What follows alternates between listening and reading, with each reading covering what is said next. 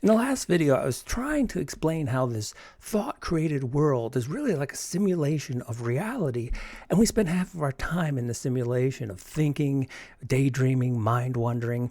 And if we want to get back to reality, we recognize how inferior this simulation actually is. So someone asked a great question. They said, well, if the simulation is so poorly put together, how do we walk out of the theater of mind? And we walk out of the theater of mind in the recognition of the inferior quality to the actual direct conscious experiences that are available to us at any moment. And so Elon Musk once asked, well, I think he pondered the question, what's beyond the simulation?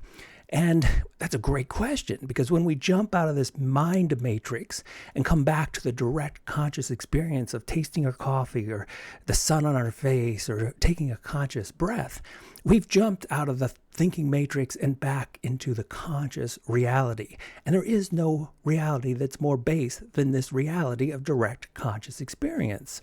And let me put it this way, because it's a great quote, one of my all-time favorites from Alan Watts, that helps us recognize the mystical beauty of direct conscious experience. So how is it possible that a being with such sensitive jewels as the eyes, such enchanted musical instruments as the ears, and such fabulous arabesque of nerves as the brain can experience itself as anything less than God?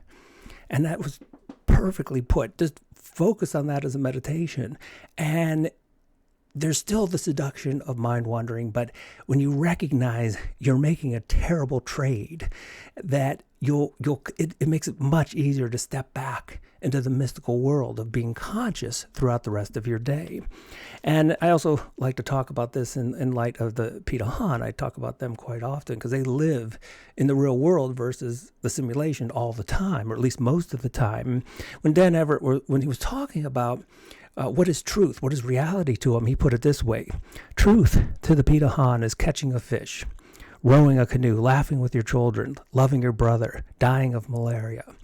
And so they were outside of the simulation, directly living the conscious experience every moment. And that's why they're the happiest people on the planet.